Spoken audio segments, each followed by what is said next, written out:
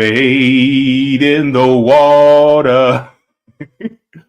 Oh, do you guys remember this? I remember it. It was exactly 2 years ago. Good to see everybody. To all of you who are watching on the JB Font channel, it is going to be a good day. Just to let you guys know, the JB Font channel is also part of the Revolutionary Blackout Network, so you guys can find me there for the JB show on Sundays and the Savvy and JB show every single Thursday. If you guys have not already, go ahead and do the damn thing and go ahead and give a like to the stream as well as subscribe.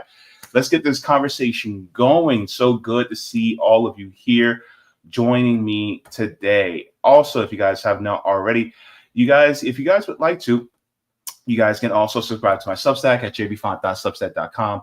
Gives you email notifications whenever I go live, upload clips, or write any articles. And then if you guys have any questions that you guys want me to video react to, or any videos that you want me to react to, you guys can do that through QBounty at qbounty.com/jbfont. So good to see you over there. So guys, I want to say hello to all of you at once. But as always, whenever I have a guest, then I would like to be very respectful of their time.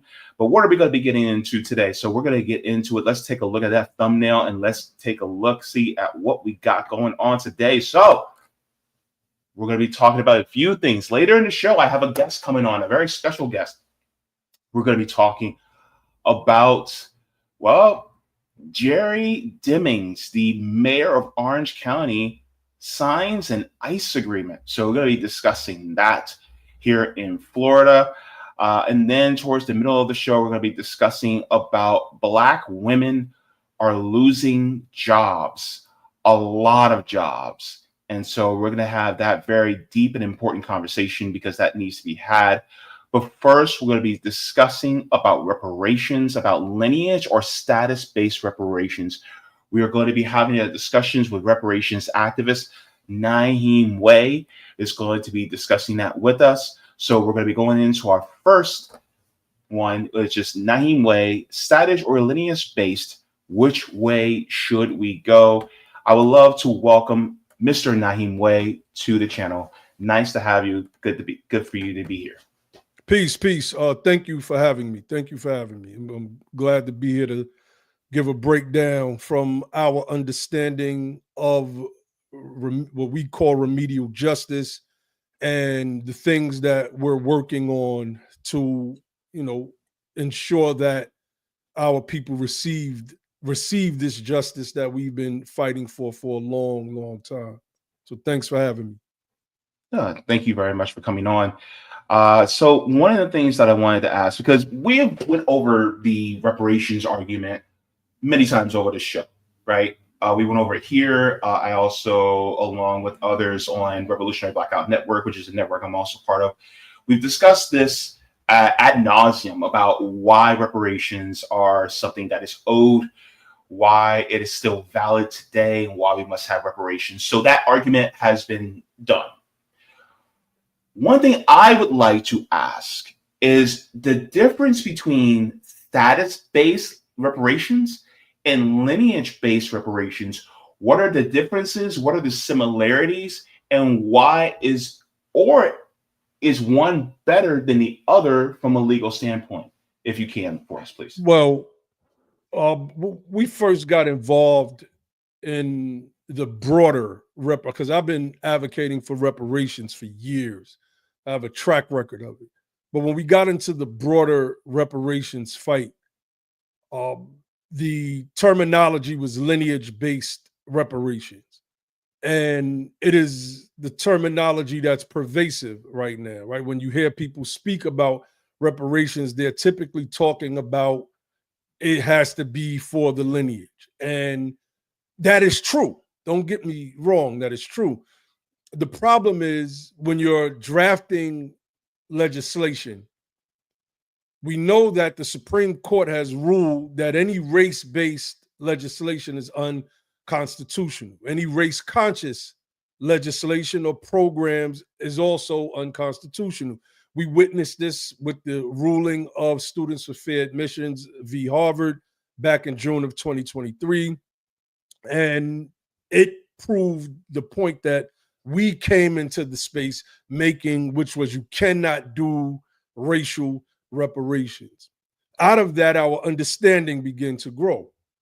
We started to look at the legal aspects of legislation and start doing a little more research. And one of the things that we found was that race is also tied to lineage. And I was looking up in one of the law dictionaries and I seen for the word lineage, it was being defined. And the first word that it used is race. Then it goes through the definition. And before you get to the final words, it says race again. And so my brother, Ali Bey, who is the director of history and research for United Sons and Daughters of Freedmen, he started to move us away from the lineage conversation. We started to focus on using terms like ancestry. But then we started to realize that, wait a minute, I don't think the ancestry terminology is good either, because there was a Supreme Court case out of Hawaii, Rice versus Cayetano. And in that case, there were some Hawaiians that were trying to use the fact that they are of a specific lineage, their ancestry, et cetera, et cetera. I don't know all the full details of the case, but the Supreme Court ultimately ruled that race, or excuse me, lineage or ancestry was in fact a proxy for race. And so we started a few years ago to move away from that language, and we started to craft language, some of which I can pull up in a few as this conversation goes along, some of the work that we've done, the actual legislation that we've drafted with our own hands, and, you know, just to get a broader understanding. But that's it in a nutshell. So thank you very much for that, because a lot of times you hear that among many different groups. You hear that lineage based from many different groups of people. I think, namely, if I'm correct, I think ADOS, the American Descendants of Slavery, I think they use lineage based as well. And so, as far as the legal underpinnings, because if I'm correct, I think if you were to tie it to race, it would be a violation of the 14th Amendment. And so, Protection clause, that's right. Yeah. And so it has to be through a status. If I'm trying to basically melt into my mind everything you just said, if it's based on a status, then that means it's just like, for instance, the people that are Japanese that were interned in World War II. Not all Japanese people got reparations, but the ones who were interned and their descendants were the ones. So it'll be status based. So let's say it's the 1950s or the 1960s, and you're a descendant of somebody that came from Japan. You wouldn't be entitled to those reparations because your ancestors were never interned, or your parents or grandparents were never interned at that point in time. So therefore, you would not be owed reparations, even though you're Japanese. So it would be the same as for those of us who are Black Americans who have descended from victims of chattel slavery. Am I getting that whole process correct? Yes, yes. You know, the status was explicitly recognized by our government, right, with the establishment of the Freedmen's Bureau in 1865. And this bureau, the legislation, all of that Freedmen legislation targeted emancipated persons based on their unique legal and, I guess one could say, economic disabilities, not their race. Senator Charles Sumner out of Massachusetts, one of the key architects of the Reconstruction era in general, he emphasized that we needed a Freedmen's Bureau, not because these people were Negroes, but because they were men who had been for generations despoiled their rights.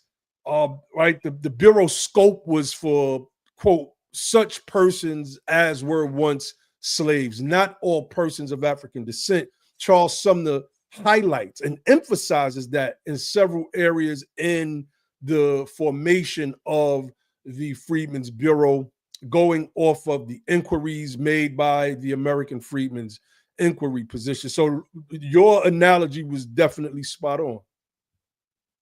Okay, thank you very much for clarifying that. So a lot of times when we talk about reparations, also because there's some people who may say, "Well, I'm black. Can I get reparations from the United States?" Come to find out, when you think deeply about it, just because you're black doesn't mean that you are a descendant of chattel slavery within the United States. You could be a descendant of chattel slavery from other countries, but that would depend on the country that was occupying that land at the time. Like, for instance, if you're from Haiti, you are owed reparations, but not from the United States, but you were owed reparations from France, right? The same thing if you were from Jamaica, then you would get your reparations from Britain. Or if you're owed reparations and you're, let's say, an Afro-Brazilian, you would be demanding reparations from Portugal.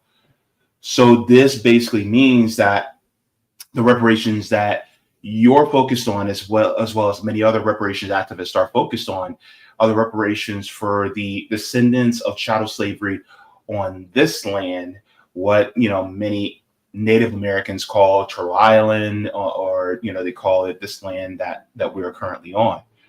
And so it would be, this is a more concentrated fight for this descendants that were the descendants of the chattel slaves that were from here, that landed here on whether it be in the Carolinas, Virginia, Rhode Island, so on and so forth. Yes, definitely. And I think there's no misunderstanding in what you just explained. There are elements of individuals and individual groups and organizations who are Pan-African organizations that are trying to muddy this thing up because they see blackness as a global thing, right? They're actually trying to mimic whiteness. But when we begin to break race down, it is merely a social construction. It is not a biological reality. Modern scientific consensus shows us that race is a social construct that has genetic variation. Within racial groups, we might have different variations within a racial group, more so than we may have outside of our racial or ethnic group. And I'm using the term racial, just in its context. I do not believe in different races of humans. I believe that there's just one race, the human race. When you go back and look at the concept, the very concept of races, human was a race, animals were a race, plants were a race, the microbioorganisms were its own race. And then you had racists that determined that their branch of humanity was actually greater than other branches of humanity, and that God made them as different as he made man and the other animals, right? But when we look at this thing for what it is, Federal Directive 15, which was established in 1977, set the racial categories for federal agencies. And it's specifically stated that these classifications are not scientific or anthropological in nature. And the most important part of that memo was that it said that it should not determine eligibility into any federal program. So, when you're looking at race, when you're looking at lineage, which the courts have coupled with race in the same way that African American was coupled with black in 1997, 20 years after the first special policy directive, as it's called now, 15, was produced, then we start to see that we can't use either of those things moving forward because they're just going to fall flat on their faces. Yeah. Yeah. Okay, so let's take a look at your website because I wanted to talk about some of the things in your website as well. So I was looking at our agenda, which basically spells out exactly what you would like to do. So number one says, by the way, the 13th Amendment in 1865, our enslaved American ancestors were free from private bondage nationally. Congress passed the Freedmen's Act of 1865 and 1866 on behalf of these, our freedmen ancestors. As our direct descendants, we demand to be recognized by the federal government, its Office of Management and Budget, and its federal directive as American freedmen. So that would be basically a further classification. And is it fair to say that saying freedmen, Black American, foundational Black American, there's another some other ones that they said that they would like the term American Negroes being brought back for the sake of reparations arguments. Could these be used interchangeably, or is there some incongruity in, I don't even know if that's actually a word, but there's any incongruence in using those words interchangeably? Well, I'm from the hood, so you could use incongruity with me when we having a discussion. But it's most of those terminologies are racial, right? If you say foundational Black American, you're still, and you tried to craft policy around using that, then it's still racial. Okay. If you say American descendants of slavery, for instance, slavery was an institution. It wasn't a people that one could descend from, which means that as an institution, most or everybody that was a part of that institution and their descendants, whether the enslaved or the slave holders, would be considered American descendants of slavery. Negro, to me, that's the worst of them all. Our ancestors didn't even want to be called Negro during the Reconstruction era. So, and it's still a racial term, right? So we felt that American freedman was a better term first and foremost, we're trying to disaggregate ourselves from the Black category in order for us to receive the benefits that were either set aside for us or what we were fighting for. This is why we tell people all the time, affirmative action is not dead. Affirmative action is very well alive for the American freedmen. You just cannot use the diversity rationale to justify affirmative action in college admissions or in employment anymore, right? So, so all of those different terminologies, we've never tried to tell people what they can or cannot define themselves as. We just pushed on why we're pushing for American freedmen and how rather it ties back to freedman status. It's two separate things happening there, right? There's a specific status that was given to a people that was once enslaved in the southern states. Our ancestors had the status of slave. That was a specific status. Once the federal government intervenes and emancipation occurs, especially via the ratification of the 13th Amendment, then the status of those individuals change. It's like being a prisoner, right? You have a certain status as a prisoner. Your rights, your civic rights are restricted. Your rights as a citizen are restricted. You come home, you may do parole. Your status changes with some restrictions. You're not locked up behind bars anymore, right? But you still have to report. You still have to take a drug test and do all of these different things. And when your parole is complete, your status changes and your full rights as an American citizen are restored. This is no different than what freedmanism is. And this is some of what was discussed in the Supreme Court case of Students for Fair Admissions versus Harvard, excuse me. Thank you very much for that. So to kind of, hover over your example a little bit further, it's it would be likened to if, let's say, I went to prison, but then I was released from prison.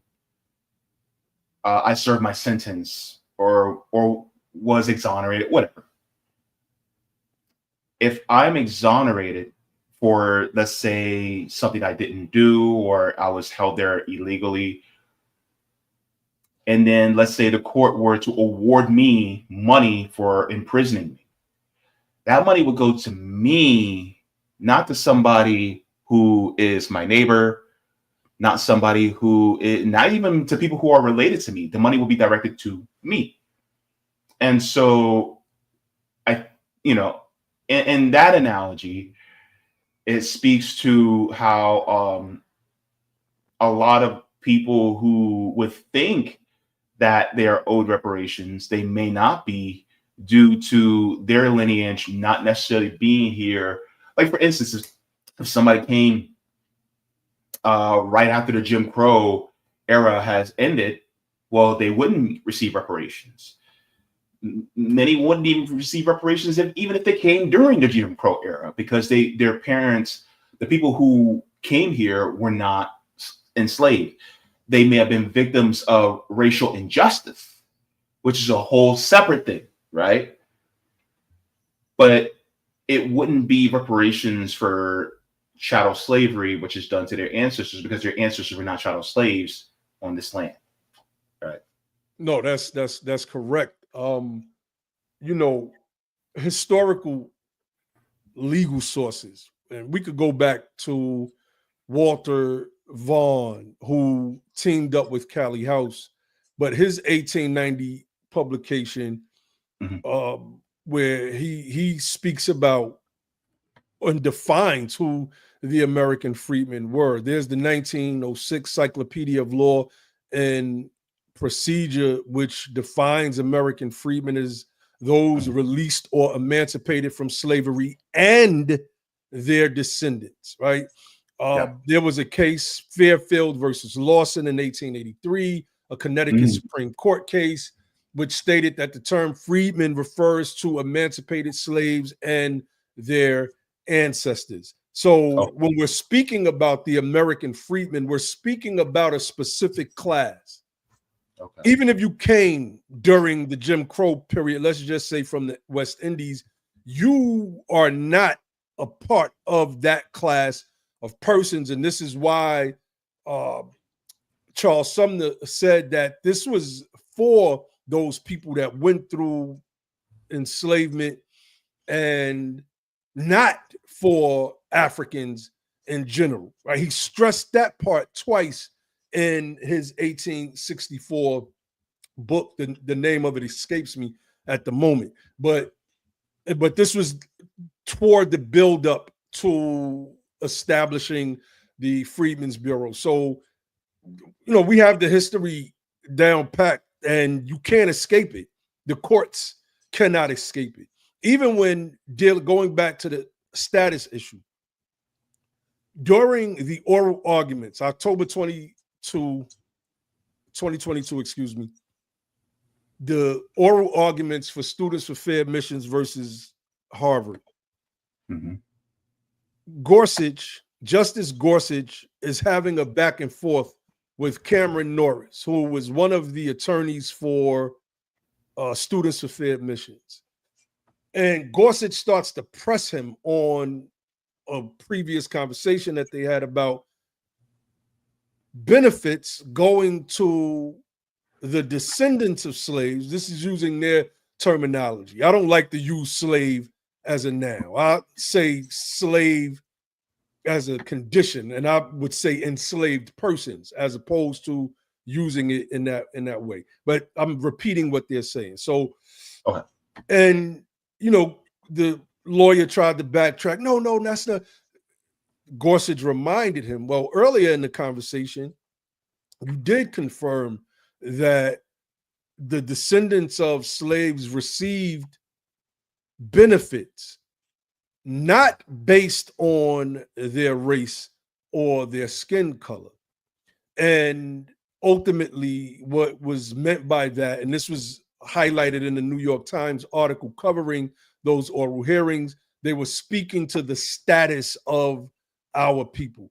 The concurring opinion of Justice Clarence Thomas in that same Students for Fair Admissions case, the affirmative action case, he says that one of the first things that the country wanted to do after the Civil War was repair the broken nation, of course, and then determine the status of the newly freed slaves. So, and that was a part of the debate between he, especially with Ketanji Brown Jackson, that freedman was not a race conscious term, that freedman was in fact a race neutral term. So we feel on our end that we have all of the components to push for true remedial justice for our people and withstand the challenge. We believe that it will not see a strict scrutiny test. There's 3 levels of scrutiny that the court applies to certain situations. Intermediate rational scrutiny. Well, no, excuse me. Intermediate scrutiny, rational scrutiny, and strict scrutiny. Those first 2 could be out of order, but strict scrutiny is the toughest. The government has to narrowly tailor legislation, policy. In order for it to go specifically to us, they would have to narrowly tailor it. You can't do that with the broader racial categories. And when you're reading the Supreme Court case, Gorsuch and what's the other justice? His name is escaping me right now. Kavanaugh? Who? Yeah, Kavanaugh. They're touching on this very thing. Matter of fact, that was Kavanaugh that had the back and forth with Cameron Norris. It was Gorsuch who pretty much broke the race thing down in his concurring opinion for the affirmative action ruling. So yeah, we believe that it will not reach a strict scrutiny test because we're dealing with, this is what we believe. We're not saying that we're lawyers, but we've studied this thing around the clock, and we believe that we have the best reparations plan moving forward out of all of those different groups that you've mentioned. Well, you actually sound like a lawyer, so thank you. I'm from the hood, so I always think I just sound straight like I'm from out the housing project. So, but thank you, I appreciate that. Hey, look, I'm gonna tell you this, and you probably know this too. Some of the people who know the law the most are some of the people who are from the hood. Well, that's true. They're trying to get that time back. If they've been in the pen, they know the law. They've been studying. That's a fact. Yeah, that is a fact. Yeah. But I want to thank you for that because there was somebody in my comment section that actually was asking about this. It says, does a person have to be pure Black American to receive reparations? And I think this is involving people who are more on the mixed race side. Mm-hmm. Like if they are part freedmen and then they are part white, or maybe they're part freedmen and then they're part Black immigrant. That's actually a really good question because I do have family members who are part freedmen. Mm-hmm. But at the same time, they are part white or they are part Black immigrant. So would this still apply to people who have one parent that's freedman and the other one that is not? Well, we've adopted a part of the criteria set forth by William Darity and A. Kirsten Mullen, that you have to have at least one ancestor that can be traced back to the slave labor camps in this country. They call them plantations. Plantation sounds rosy and sweet and nice to me. Yeah. So I call them what they were. Slave labor camps. And just to answer that question. Now, the courts call what we went through the badges and incidents of slavery, the things we went through after slavery. Those things still exist today. The persistent wealth gap is the primary proof that we have that the badges and incidents of slavery have been effectual upon the body of the families of American freedmen collectively. But we use a term, it's an old Roman term, macula servitutis, which means the stain of slavery. It's technically the same thing. And as we give breakdowns in our criteria, we ask, has that stain of slavery been bleached out? So let's just say after our people were emancipated, and there was a brother, a black man, he married a white woman, and they had children. Now, this is a freedman, freshly emancipated, but he marries this white woman and they have mixed children. Now, let's just say those children chose to identify solely with their European or white side.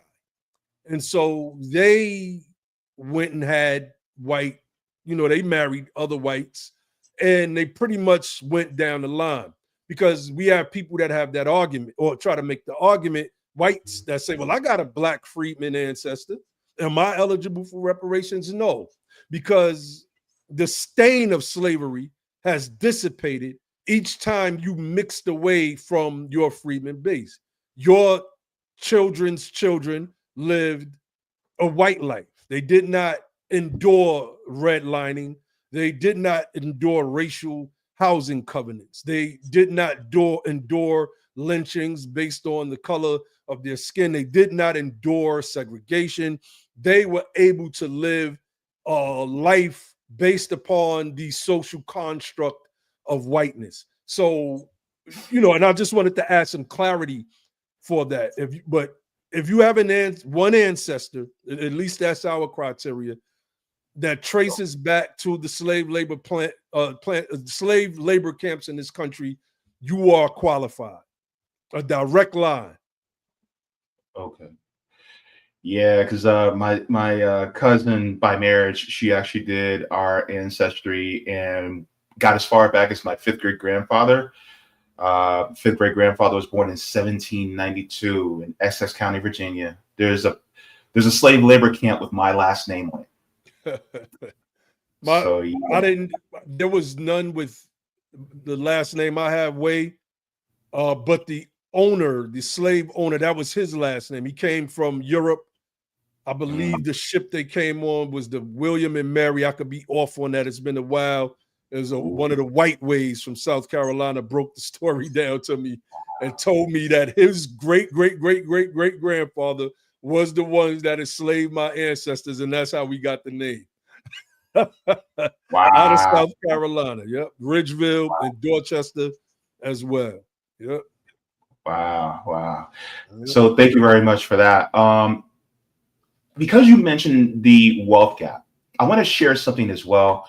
You referenced him earlier, Dr. Darity, William Darity. And so here he is with Nicole Hannah-Jones. I never actually got to watch this documentary because it's only on Hulu. And I said, screw that. I ain't getting no Hulu subscription just to watch one video. But this is key point I wanted to share when he's actually talking about the racial wealth gap. I want to show you this. You probably saw this already, but I just want for the audience to see this, and then we'll talk about it. Shout out to my man, Dr. D. Yeah, I actually want to get his book From Here to Equality. I really want to read that book. So definitely. All right, so let's go. Does marriage close the racial wealth gap for Black Americans? Apparently not. We know now that the average white family, that's a single parent family, has about 2 times the wealth of the average Black family that has 2 parents. So cross that off. Yeah. Does going to college close the racial wealth gap for Black Americans? Well, I'm definitely a fan of going to college, but it doesn't close the racial wealth gap.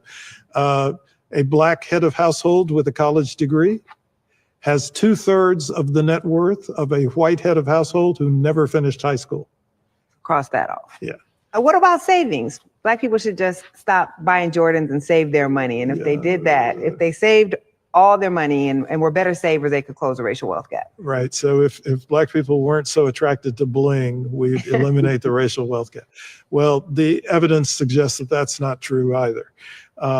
If anything, if we were to take into account the income of the household, Black households save as much as white households. And in fact, in some income categories, Black households actually have a higher savings rate than white households. So if the actual facts don't back up this notion that Black people just need to change our behavior and we could eliminate the wealth gap between Black and white Americans, why are these myths so persistent? Well, I think part of it is ignorance.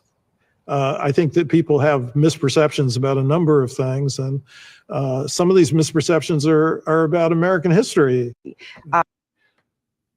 So just give us your thoughts on that. Well, that comes from a paper that Darity actually co-authored with several other economists and social scholars, I guess is a proper way to identify them, called What We Get Wrong About Closing the Racial Wealth Gap. And they touch on 5 different points, and some of what Nikole Hannah-Jones is reading from her pad comes, those are questions that are directly being asked in that paper. It's a great paper. I urge everybody to read it, man, because it really destroys those myths. And, a lot of that type of information actually has not been circulating anymore in the reparations movement. A lot of people have gone a bunch of different ways, and they're not promoting the information due to issues that they have with people. So, it's time for pieces of information like that to get back circulating. But yes, Dr. Darity was on point. Yeah, so I also want to share this article as well, because a lot of people do not know this. This is actually deep. But before real brief, my brother Ali and I were on Nikole Hannah-Jones's thread. It's about a year and some change ago. So we were schooling her on this Freedman thing. And if I was thinking, I would have sent you the clips prior. And she went on a podcast with Michael Harriot and I think Tremaine Lee. And she started talking about the very things that we were teaching her about this Freedman status. She then went on with Ali Velshi on MSNBC, and Ali Velshi opened up talking about the very things that we've been teaching for the past 5 years about Freedman status and skirting around race to bring remedy to our people. So, I mean, we don't have that much time, but I could have pulled those clips up to play them. And I don't know if if they would let your channel play them without striking. I don't know how Kick works. If you could play it on Kick without. If is it like if it's like MSNBC? Yeah, MSNBC is. Oh, sure, yeah, definitely, that's fair use.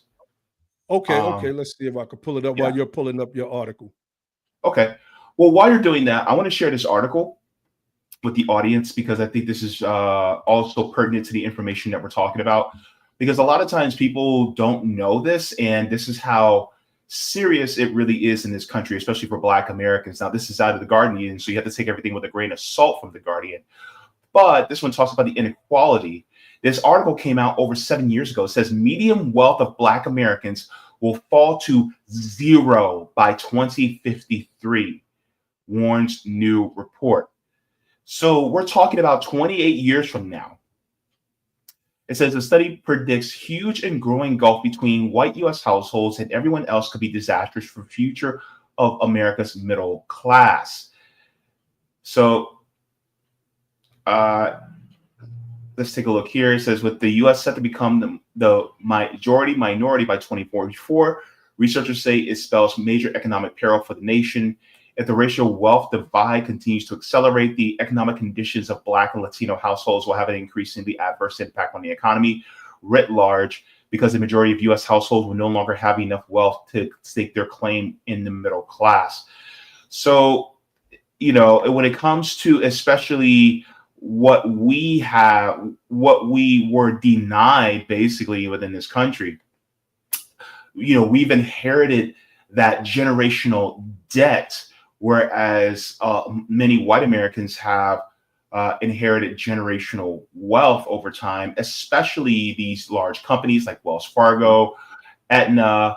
You have Columbia. We just found out Columbia University also had dealings with chattel slavery. Harvard University actually wanted them, and I reported on this a few weeks ago. Harvard University wanted a researcher to stop actually researching and finding more descendants of enslaved, because they said that they were finding too many slaves, and so they didn't want to find any more, because that meant that the transgressions against them and the dollar amount that they would have to put out in order to give reparations would be way too high. And then they end up firing the researcher.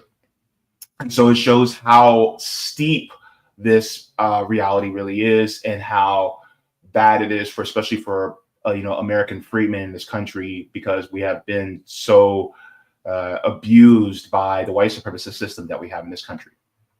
Yes, that article is one that we cite often, and it's a stark reminder that if we don't get our political house in order, that we are going to face,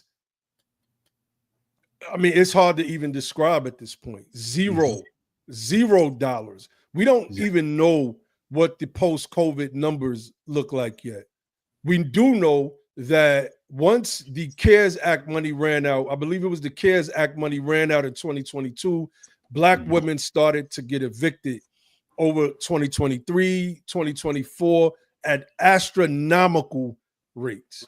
So we're starting to see the effects of post-COVID, right? America gets a cold, Black America gets COVID. It's like it's worse than the flu. So if in the way that we mitigate this is by getting our collective political house in order. So my organization, United Sons and Daughters of Freedmen, and our other organization, the political arm of our organization, Be the Power, we are advocating for what we call the Back South strategy. Charles Blow wrote a book called The Devil You Know. We actually interviewed him on our platform. I urge everybody to get that book, The Devil You Know, and listen to my words here. We need to have voting majorities, non-coalition voting majorities in at least 9 southern states, right? And I don't want to name all 9, but I can, Georgia, Alabama, Mississippi, North Carolina, South Carolina. We need voting majority. We need 51%. This means that we're going to have to start a reverse migration process. And I know it sounds difficult, but if we are going to change anything about what's coming in that 2053 projection, we're going to have the political power. Tammy Duckworth and Macy Hirono, 2 Asian American senators, told Biden that if he didn't pass legislation for the Asian American Pacific Islanders, Biden just got into office, that when it came to nominate his justices and other appointments, they were going to sit on their hands. And you need these 2 votes. So my thing is, could you imagine if we had 2 senators, if we controlled Mississippi, we were to bring out 2 senators from Mississippi, 2 from Georgia, 2 from South Carolina, without just 2, and we're good. Imagine 4, imagine 8. So this is a part of our plan. It's on our agenda, on our website, USADOF.org. I urge everybody to check out our websites. BeThePower.org is our other website. Look up our plan. We are moving our actual agenda. So one of the things that I will say is I tell, and me and my comrades at our RBN. By the way, my homegirl sister, Savvy Sab, she actually had Dr. Darity on her channel. Shout out to Sabby. She had us on a couple months back for our build, Oh, me and okay. my team. Oh yes, sister. Matter of Oh, fact, okay. All she right. was doing she was doing a break. We're cousins now. Oh, Okay. yeah. She was doing a breakdown to one of my tweets a couple weeks ago. A tweet All because I right, didn't nice. like the language that Trump used when he said the 14th Amendment was for the children of slaves. That is horrible, horrible language. The 14th Amendment was for the freedmen and the Yeah. children of freedmen, right? Yeah. Not slaves. You're trying to use slave as this like noun or this pronoun to describe certain No, we're not that. That was a condition that we were, unfortunately bound in, but that's not who we are. We are human beings, the first human beings to ever walk the planet Earth, actually. So respect our humanity. Yeah, shout out to Sister Sabby Sabs. I definitely agree with your logic there. It is very sound. So I love the way that you want to continue to, insert our humanity. I love that. And thank you very much for that as well. So I'm blanking on what I was about to ask you. This stuff happens. Oh, there was an article that I was trying to get up as well. Let me see here. Oh, I wanted to share your Be the Power website as well, so that you guys can also share that as well if you guys would like to take a look at that as well. So I think it is imperative that we do this. But one of the things I wanted to mention, I remember exactly what I was going to say now, is that I encourage people to leave both parties because neither one of them are doing a damn thing for us. The Democrats will capitulate and say that they're with us. They'll placate to us, and then next thing you know, when it comes to actually doing anything for us, they'll just kneel in kente cloth, or they'll paint, intersection with Black Lives Matter. There's nothing tangible. There's nothing substantive or concrete that's done for those of us who are freedmen. The Republicans are now starting to do the same thing. And so for me, I see it as, the best block that I can see Black Americans doing. The best move is by all of us becoming independent and withholding that power and saying, we will not move until you have something concrete, and not just in a campaign promise. No, pen to paper, day one. After you get sworn in, after that swearing in at the inauguration, I want you to see you at a desk with an executive order to start the process. And no more studies. We are done with studies. The studies have been done over and over ad nauseum. If y'all want to know the studies, go pick up Dr. Darity's book. Go pick up all these other people who have done the research already and get their book and just read it. And then base your legislation off that. Because ultimately, I am sick and tired of hearing people, well, we just need to do this study. Or then they'll be like, oh, we're entrepreneurship. And I'm like, okay, some of us don't want to be entrepreneurs, but we're still owed the reparations. That's right. Right? That's right. So some of us don't want a free admission to a college. Some of us already have college degrees. We don't want to go back to school. It's like, and it's like, just cut the check. And one of my biggest issues is people who go, well, I think you guys should get No. That's right. Don't tell us what you think we should get. That's just right. Give us the money. Because here's the thing.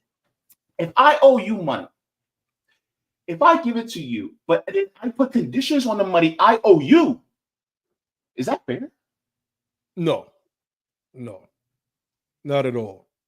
Yeah. So look, I agree with most of what you said, right? I was a big advocate of forming a new political party, not even just going independent, but like literally forming a new political party. I used to debate with my brother Logic about that all the time until one day he just like really broke it down to me.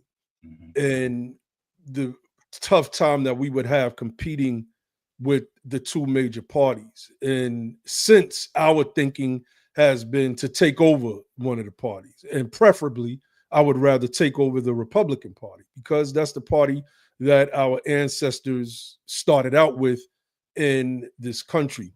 And I believe that all of the racists and the bigots, you know, once we move into a place, people move out anyway. They're probably just going to go right back to the Democratic Party. So that's my logic and my thinking, right? About the studies.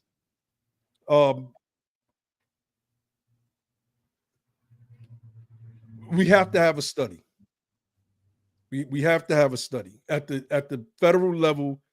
There has to be a reparation, and I get why people are saying what they're saying. Right? Go read. All you got to do is read Darity's book, right? And because it contains a lot of what we need. But the reason why you do the study is there's budget constraints. There's a bunch of different elements that go into why you have to do this particular type of study, right? The cost of reparations for us could run into quadrillions collectively. You have your direct cash payment portion, which Darity, right? We go by those numbers between 17 and 19 $million. So that's about maybe $350,000 to $400,000 per person over a 10-year period, along with free education for those, like you said, that do want college degrees. How about free agricultural training for those that want to get back into the fields? Our people, we've been notorious for working fields our whole lives, not just as slaves, but going all the way back to the African continent, et cetera, et cetera, et cetera, right? So, you know, we can look at it from the perspective of we don't need, but that thing has to be put on the books, because the very next thing after the study would be an official apology from the United States of America. We've never received an official apology, because that would be acknowledgement. After acknowledgement comes redress. After redress comes closure. So yeah, I'm looking at that AI overview, and if I'm not mistaken, Darity's number has been updated to around 17 million, and there's other economists, and I could be off on that. There's other economists who's not Thomas Kramer is not an actual economist, but he's one of those activist scholars that is heavily invested into I believe he's German, if I'm not mistaken, heavily invested in reparations for the American freedmen, and his number is 19 trillion. See, it sounds like such a large number that it causes the whites, the racist whites especially, and those from other countries that want to see us at the bottom rungs of the societal ladder to get their panties in a bunch. But when you break it down individually, right? So $400,000 over 10 years is only $40,000 a year per American freedman. You're not asking the United States of America to cut $19 million worth of funding in one fiscal, right, swipe or signature of the pen or press of the button. That's not what we're asking. We understand that if you put too much money into the economy, it causes inflation. Like, we've studied this thing. We've studied MMT, modern monetary theory. So the question of how can they pay for it, we've answered those questions as well. But a study has to be done. It absolutely has to be done. But I understand the sentiment on why people say that. Okay. So I slightly disagree, but we can disagree a little bit. And maybe I'm just being a little headstrong when it comes to this. That's cool. I get it. Yeah. But, as far as I was reading, it's I think the highest number I saw was $6 quadrillion when you take into account the money, and here's a funny thing. Just everything. Yeah. Mm-hmm. Here's a funny thing though. Back in 2020, March of 2020, when the market was crashing because of the pandemic, they convened, the House convened, as well as the Federal Reserve, Mm-hmm. and they dumped $4 trillion into the market. No problem. The Pentagon can't account for over 21 trillion. It's like, if you want your reparations, there you go, right there. That's or right. if you want to talk about money that we give to others, I mean, we could just stop giving money to Israel. We can stop That's giving right. money to Ukraine. That's right. We can stop giving subsidies to these big fossil fuel companies, which a lot of them are actually, causing racial, environmental hazards to us anyway, to a lot of us. All these big right. corporations that are harming us daily. Well, we can get our reparations from them. We can get our reparations from the endowments of especially a lot of these Ivy League schools that have something to do with, being a part of chattel slavery. We could also go to a lot of these companies like Wells Fargo and Aetna and many of these other ones and say, hey, we need our checks back from them too. And so when a lot of people who go, oh my God, you want us to pay that much? It's like, baby, you're already paying. We're just talking about redirecting the money. That's basically all we're talking about. Just redirect the money to the people who are owed. That's right. Because we don't owe Raytheon. We don't owe General Dynamics. You know what I mean? It's crazy when people, when you hear about we're about to spend $1 trillion on defense, and Black Americans or free. Can you share my screen real quick? Sure. I'll just while you're in the flow, I want to pull this up. This is something that we highlight on our platform all the time. Ooh, foreign aid. Can you send that to me? The world receives from I got you. And I sent you those links to the Nicole Hannah-Jones piece. I had to email them to you because I had to get them from my phone. But we're looking at this is, I mean, like these are countries that some of these countries hate us, right? 3.7 billion to Iraq, 3.2 billion to Israel, 1.5 billion to Jordan. Like, I mean, like, come on. The people from Kenya or Nigeria that say that American freedmen do not need reparations. Well, the United States is giving you guys like $152 million, right? They're giving you aid annually. Like, what are you talking about? You want to receive money from the U.S. and don't want us to receive money, right? So it's a bunch of bad arguments, man. But this is just one of the things that we talk about all the time. We talk about remittances. Let me see if I can pull that one up. And do I have that saved? Yep. Now check this one out.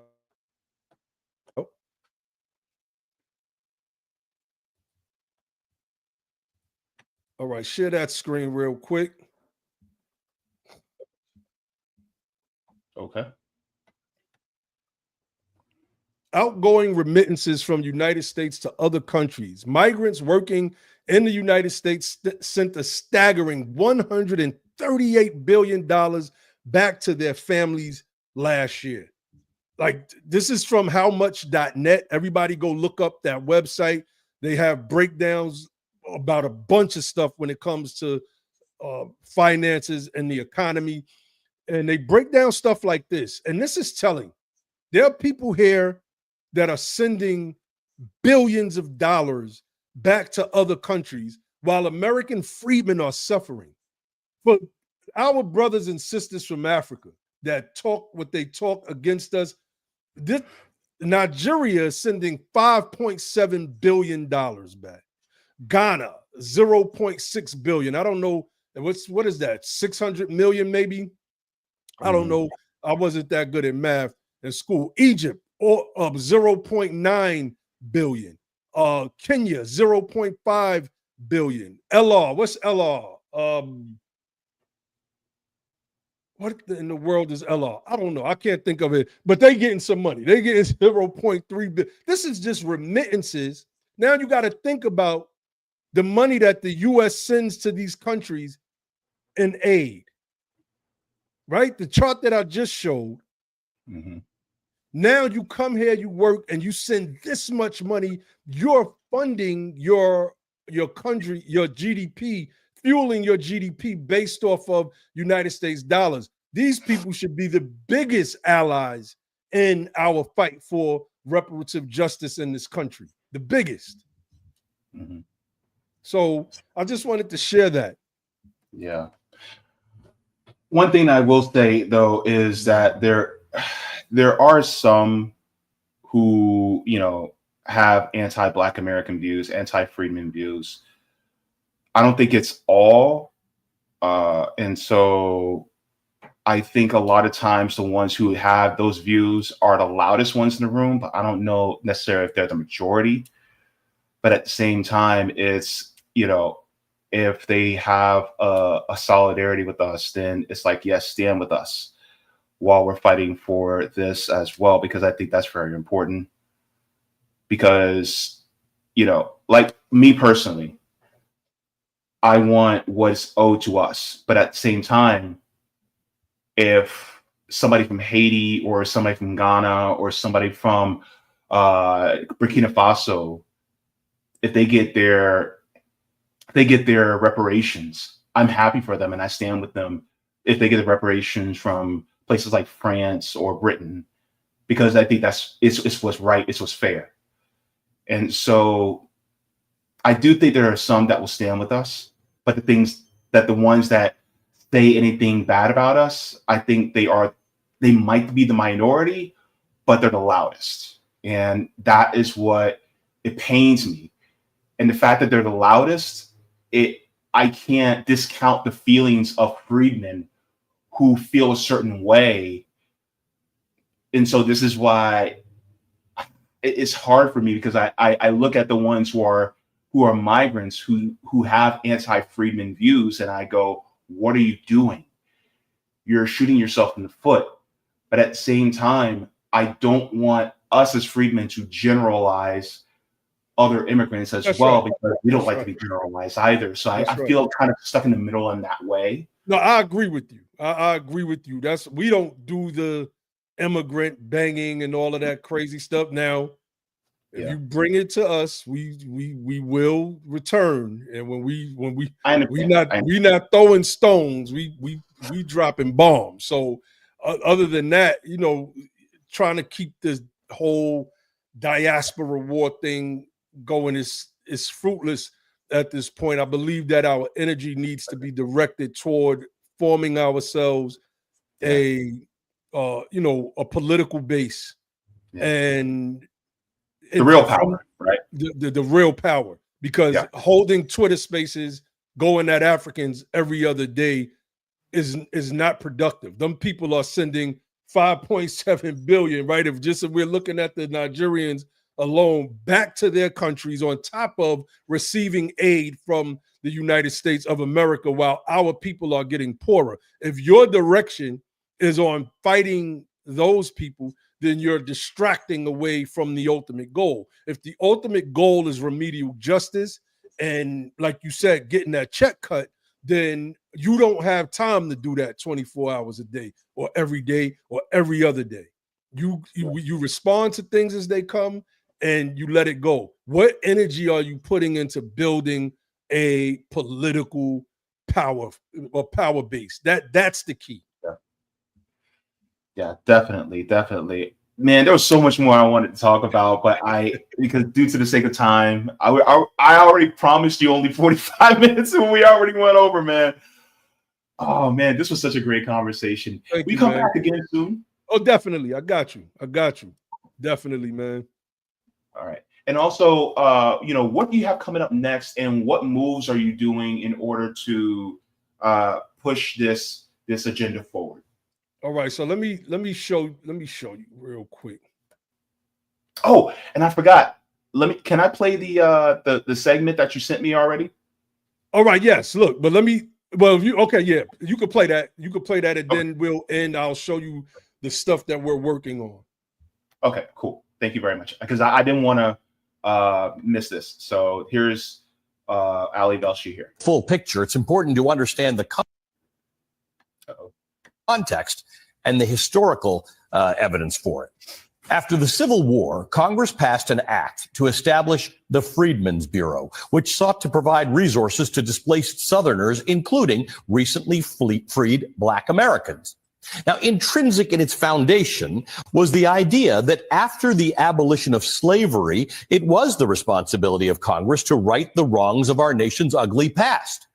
The Freedmen's Bureau was intended to address the welfare of Black Americans, not based on their race or their skin color, but on their condition. It is very much the language of reparation. Arguing is that we have to go back to what we did during the Freedmen's Bureau, which the Freedmen's Bureau's policies were not just about race. They were about alleviating the condition of people whose lineage meant their ancestors had been enslaved or they had been enslaved. And I think we have to go back to something like that. Affirmative action originally was not this kind of catch-all diversity program. As conceived, it was a program to help people whose ancestors had been enslaved come into all of the areas of American life where they had been excluded. So I'm arguing that we change our lexicon, that we focus on building programs for descendants of slavery, lineage-based programs. So that's one of them, but you can hear it. Like this is after me and my brother Ali went on her thread and schooled her up. And then there's another clip with Michael Harriet as well that I sent you. Okay. All right. Perfect. Let's take a look at that as well. Thank you very much for sending me these two. Oh man, you're welcome, man. Mm-hmm. Ooh, okay. I believe this is very educational for me too. So. Oh, definitely. Yeah. All right. So let's get here. They're saying, give us a Freedmen's Bureau. Oh. Right? Call us freedmen. Give us our own ethnic identity. I know I'm talking a lot. This is the last thing I'm going to say. Sorry. But I've tended to think about it the way we treat indigenous people, Native Americans, members of sovereign nations, right? They have an entire branch of the government called the Bureau of Indian Affairs. They get certain benefits. They have gotten some reparations, and they're treated differently not because of their race. This is not a racial designation. It's a designation about being part of a sovereign nation. I think we can do something similar with people who descend from slavery.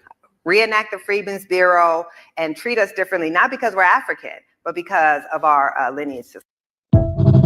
So you can hear in her language some of what I broke down to you earlier, right? The senator out of Massachusetts, Charles Sumner, talking about we need a Freedmen's Bureau, not because they're Negroes, but because they're men who have been for generations despoiled their rights, and not meaning to include generally people that came from Africa. It's just this particular class of individuals. The problem is trying to keep everybody on the same page. Everybody is so party centric that they're more so party first, and that becomes the problem. And they can't get past that. They just simply will not get past that. And so she took the information that was on the thread and she went and shared it. But now us collaborating to do something together, we don't align with the Democratic Party, right? And then I say that because we don't align with the Republican Party either. But we don't align, and they expect us to just automatically be in alignment with the Democratic Party. But that's just not how things are supposed to work. We are demanding something. And in that, we're not aligned with anybody except those that agree with the things that we are, that we're advocating for. So she spoke about the Freedmen's Bureau because this is what we told her that we were building and what we were doing across the nation. This is our bill, written by the United Sons and Daughters of Freedmen, Bill H4351. It's in the state of Massachusetts. It's submitted by Representative Fluka Reed.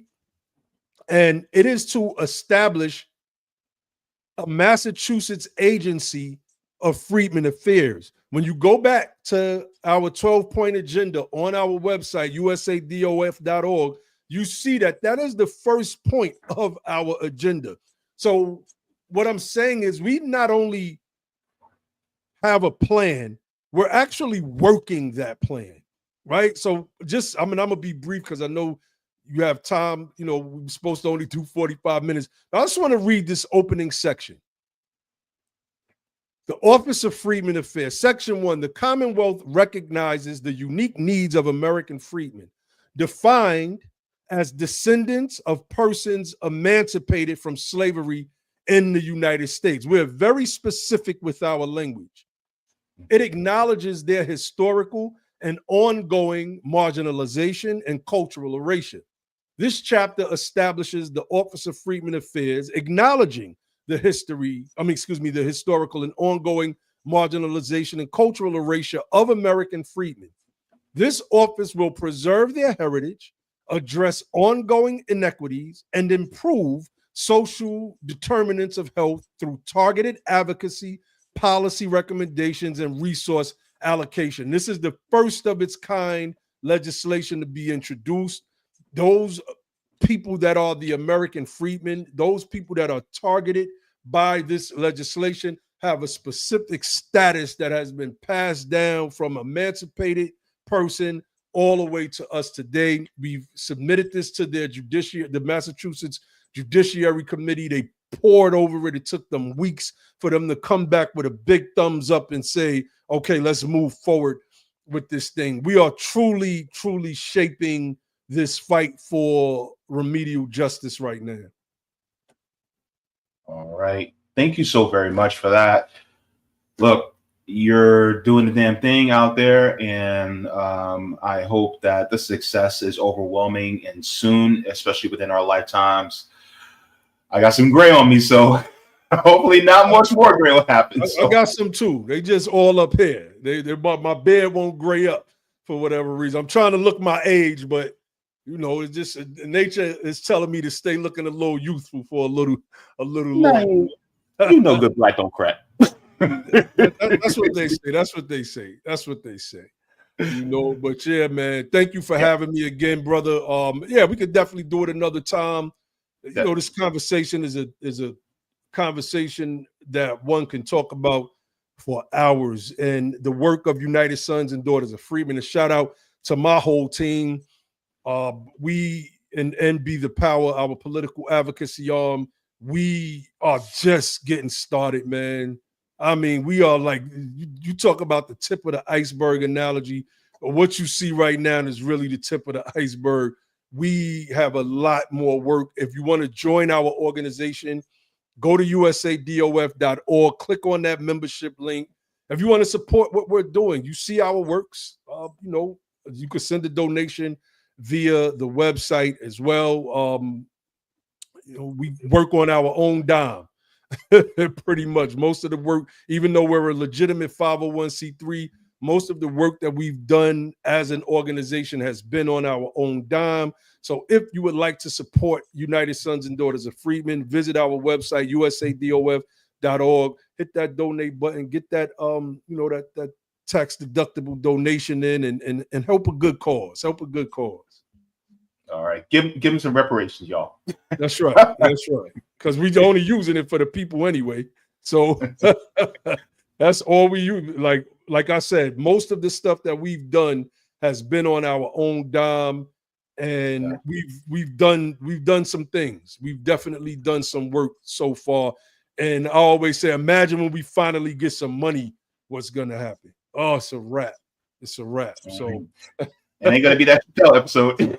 Oh man, you know, nah, we gonna keep everything copacetic and real, and you know, we gonna do the damn thing, man. Mm-hmm. All right. Thank you so very much to Mr. Naheem. Thank you very much. Don't be a stranger. Definitely. I'll see you on the interwebs. All right, definitely, man. Peace, and thank you again for having me. All right, you're very welcome. Take care. Bye-bye. Peace. All right, everybody. Thank you so very much to Naheem Way. Appreciate it. If you guys have not already, do it. y'all see it, go ahead, give a thumbs up. And what do you guys think about if you guys got a chance to take a look at the website, read some of what their demands are, and let me know what you agree with, what you don't agree with, what really resounds with you, what doesn't resound with you. Let me know, and especially in the comments, because this is an ongoing conversation that needs to happen. A lot of times, you have people who are just learning about the importance and the need for reparations for freedmen. And so some people are trying to figure out, well, how do we pay for it? And how is it going to be distributed? Things like that. Well, there's a lot of answers to those questions as well.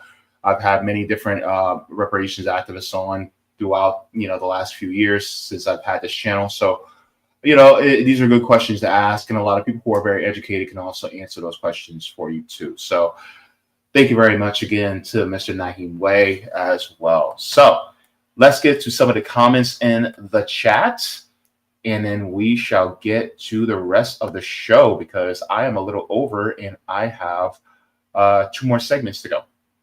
So while we're at it, let's do one thing before we get to that because, well, we got to thank patrons, right? We got to thank them first because, I mean, where would I be without them? So let's do that right now. So thank you so very much to the patrons. And here are the tiers. Yes, thank you to Mega JB Fonters, Super Duper JB Fonters, Super JB Fonters, JB Fonters. Then we have Comrades, Solidarity, and JB members. You better thank a JB member. All right, and thank you very much to brand new members, Dana Cooper and Eric Meyer, CO. I'm not sure if that's an abbreviation for Colorado, but thank you so very much to everybody for doing the damn thing and keeping the lights on here on this piece.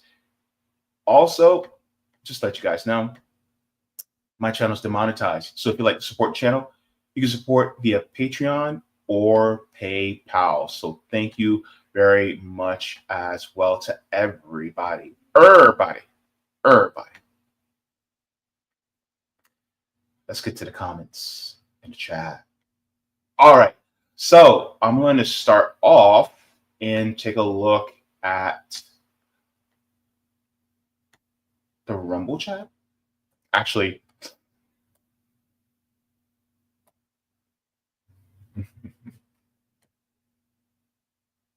it's a J, Roger. It's a J. Come on, bro. I know. It's backwards. It's supposed to be a J. It's all right. These things happen. Anyway, let's say hello to the people in the chat and let's get into this. So, Edward says, what's up, JB? What's up, Edward? Good to see you. Edward says, neither party will fight for reparations. Now, that's where I stand. I do not think that either party will do so. You have to force their hand. And I say, in my personal opinion, to force their hand, you got to change the system. A revolution needs to happen. Because they're never going to do it. Because doing it will be a huge crack in the hull. And then it will signal to other marginalized groups, oh, wait, freedmen can do that? What can we do? Right? And then we're changing the country fundamentally because this system, the capitalist system, isn't doing a damn thing for us. Let's go to Jacqueline says, hey, JB. Hey, everyone. Good to see you, Jacqueline.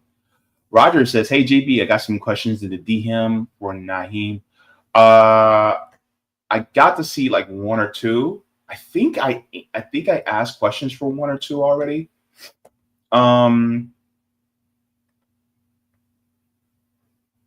Yeah, I didn't get to do the second and third one. My apologies. Is we had a conversation. But yeah, thank you so very much for that one. We were able to go over the status and lineage based as well. So thank you very much for that one. Eric says, hey, everyone, just remember that the American empire would rather collapse than to offer even the most basic of reforms. Yeah, and the thing is, it's like reforms don't really do much in the grand scheme of things. Like, for instance, it's my opinion that programs like Medicare, Medicaid, Social Security were just reforms. And now look what they're trying to do. Those are reforms, but they're trying to take those away. And so I think that the best way to apply reforms is through revolution. You can have reforms, but it has to come after revolution. You can't do reforms before revolution, because the reforms they revert back. Zoe says, yo, I finally caught you live. It's been a minute. Good to see you, Zoe. Nice to have you in the chat. All right. Let me see something. Okay. He left the link on his way out. Yes, Naheem. Thank you. I'll put this in the chat for you, Roger, because I know Roger's he's a policy nerd, just like the rest of us. All right. We have Truth to Power says, peace to the family. Thank you very much, Truth to Power, and welcome to the channel. Nice to have you. Terry Hinton says, hello, JB, and chat. Thank you so very much. Good to see you, Terry. Zoe says, I'm curious about the descendants of American slavery that fled to the Caribbean, Latin America, Canada. Would they not be allowed to get reparations? I would think that if their descendants are from here, but then they moved, because they're basically expats.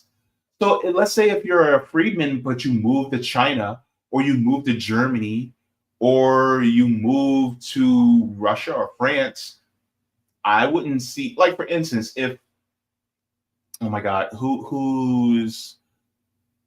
if the Tina Turner was still alive, right? She lived in Europe.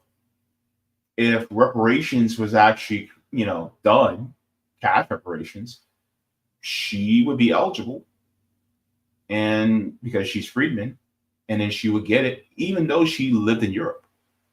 So I don't think that the freedmen will have, if they moved to another state, as long as they still have that lineage based in here, I don't see why they wouldn't be able to get reparations if they moved to a different country.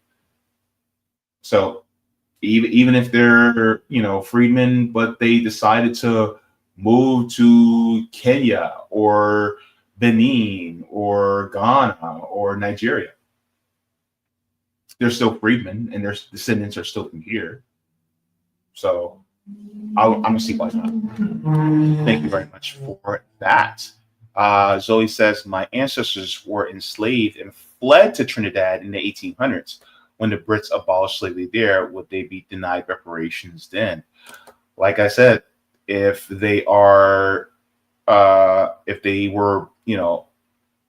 here, or put it this way, if they were enslaved here, and then they fled and they came here, but they could still be traced back to, whatever state here in the United States, whatever, slave camps that were here, then I don't see why not, because you're still a descendant of chattel slavery, of American chattel slavery. So thank you very much for that. Edward says, does a person have to be pure Black American to receive reparations? No. As long as they have one ancestor that is freedman, and they have, it is not necessarily intentional that they have continued to, try to wipe out the freedmen, because a lot of us freedmen have a European ancestor. but that doesn't disqualify us. You know what I mean? I know I have a European ancestor for reasons, but that doesn't disqualify me. But there may be some that they come from a line of Europeans, but they have that one freedman ancestor, But one thing, and I wanted to ask this question, but it escaped me at that point in time, was that could reparations, when it comes in those cases, would that be means tested? Like, for instance, let's say if you are white, but you have a freedman ancestor, but then they kept marrying white throughout.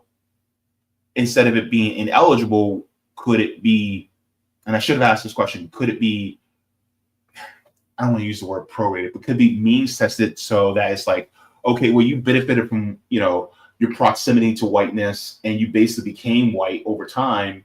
So you benefited from white privilege. So we're going to, shrink the amount of reparations because you haven't historically suffered because of it.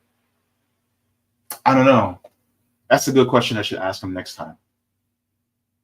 But yeah. All right. We have Shauna. Us freedmen says many of our ancestors were part white and were still considered American freedmen. Yeah. And they were also called mulatto. Sean Rocker says, happy to be able to tune in this lovely afternoon. I'm happy you're able to tune in too. Thank you so very much.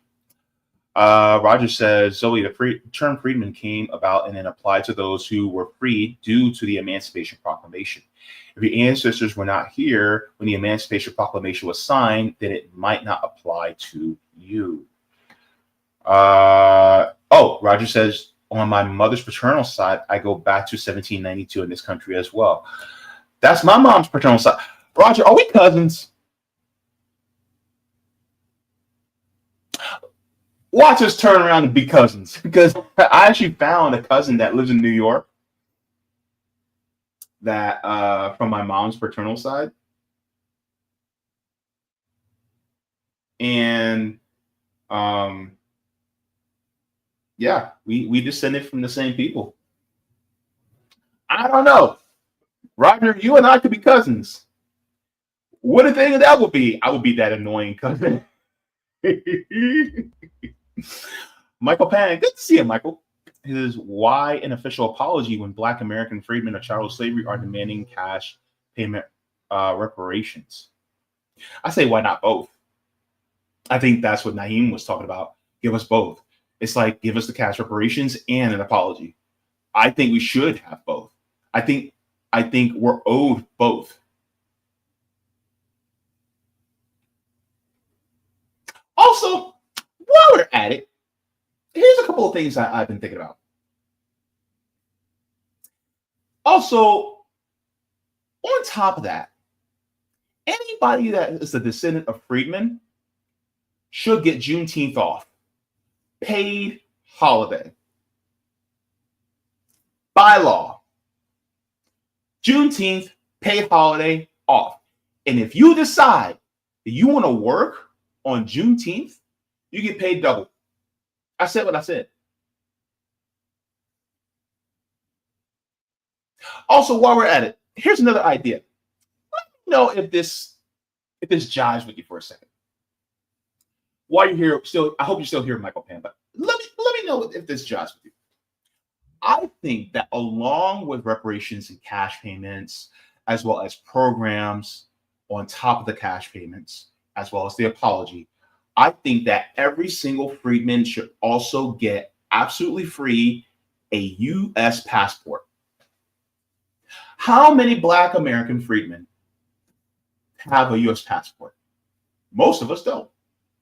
So just in case we want to travel abroad, or we kind of want to travel abroad and say, you know what, this country can kick rocks, I want to move to someplace else, they have that right. They can go and move if they want. Or if they just want to visit places abroad. I think that should be facilitated for free.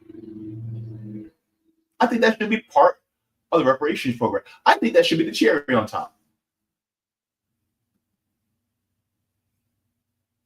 Do you agree? Do you disagree?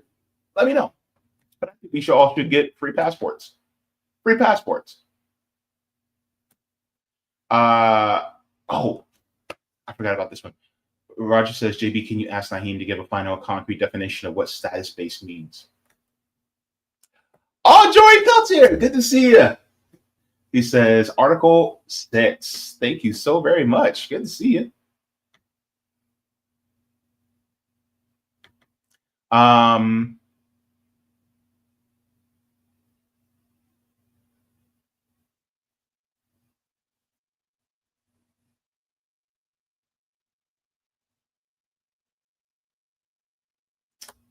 Rondo says, damn, I miss JB interviewing formerly known as Sheikh Wayel. Okay. Joey says indigenous treaty benefits are not Native American reparations. There are benefits in the treaties between U.S. and the tribal nations. Many of those treaties were wartime, where they were kicking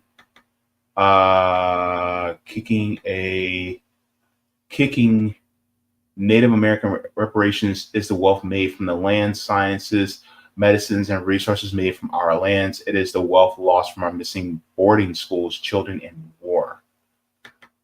Okay, thank you so very much. Yeah, Joey Peltier is Native American, and so this is also great. This is also great education for those of us when it comes to Native Americans.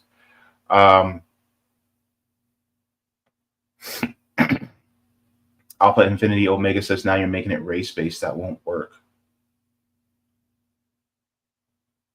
In regards to what? Let me know. Roger says, JB, Naheem answered that when he said half of this, if on the census you and your ancestors have identified as white, then no reparations for you. Okay, thank you so very much. Rondo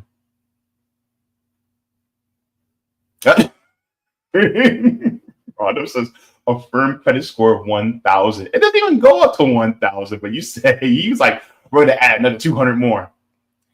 Let me see. Terry says land, cash, and gold for my family. All right, so let's get into the next segment. We're going to be getting into that. This is actually going to be within the same vein of what we were talking about as regards to Black people within this country. We were talking about freedmen, but now we're going to expand it a little bit more to Black people, Black Americans, more specifically in this next one. So let's take a look at the thumbnail and let's get on with the next segment here. So we talked to Naheem Way about the lineage or status-based reparations and the explanation of that. So deeply appreciate that. Next, we're going to be talking about Black women and job losses. This is going to be a major story we're going to be covering. This one is really indicative. I think a lot of people really need to pay attention to this because this could spell early doom for the rest of the economy. So let's get into this. And we're going to go to this right here. Black women, job losses. So we're getting into this right here, right now. Let's talk about this. So there has been a report that's recently came out about Black women within the United States, and hundreds of thousands of them have lost jobs.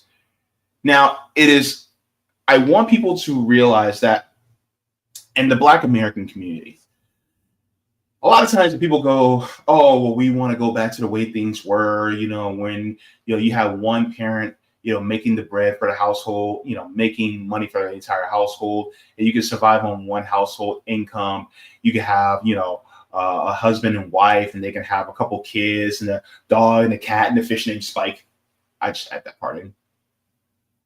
That they are, you can survive off of that. That was the white side of the United States. When it came to the black side of the United States, black women historically have been working pretty much since Reconstruction,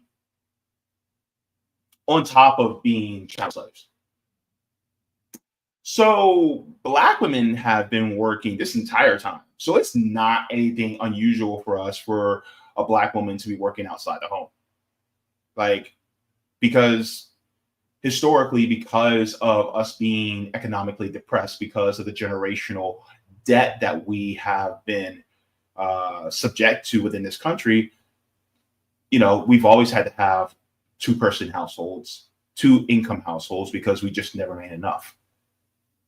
Now, reference the Guardian article that I showed earlier with Naheem Way, that Black Americans will have a net worth of $0 by 2053, which is 28 years from now. And you think 28 years from now is a long time away, but 2000, which is 25 years ago. Think about how time flew by in that amount of time. So it's getting drastic now. It's getting scary. I want to share this video, and then we'll get into the article as well to get into more of the gory details. But there is a lot of black women that are now being subject to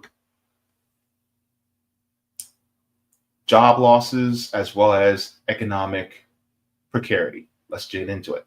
To the economy now, where staggering numbers have been released surrounding black women in the labor force. A new report shows more than 300,000 black women have left the workforce in just the last several months. That's according to the U.S. Bureau of Labor Statistics. Joining me now is gender economist Katika Roy to break this all down and why they're leaving. Katika, thank you so much for being with us. You recently wrote an article where you say that this isn't happening by accident. Why do you think it is happening? This is happening because of cuts to public sector positions. So if you look at the federal labor force, Black women make up just over 12% of the federal labor force. It's about double their representation in the labor force overall. And when you have targeted cuts up to 50% in organizations such as the Department of Education and HHS, you're not just trimming the fat, you're actually cutting the economic backbone for Black women. Boom. There you go. Because, look, education, Black women. Health, Black women. In these departments, a lot of it is Black women. And so all these cuts that happened earlier this year, well, who was that due to? Under whose administration was that due to? And so this is why I say that we need to leave both parties.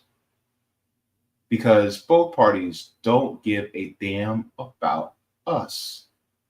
And who is one of the most, if not the most vulnerable group that is looked down upon in this country? Well, naturally, as Black women. Unfortunately, it's been that way ever since this country's inception. The people who are at the bottom of the socioeconomic ladder are Black women. And so let's continue on with this. It gets deeper. Wow. And so what are some of the spillover effects from all of this? Well, one of the things that we know is that there is a connection between women's labor force participation and GDP. So just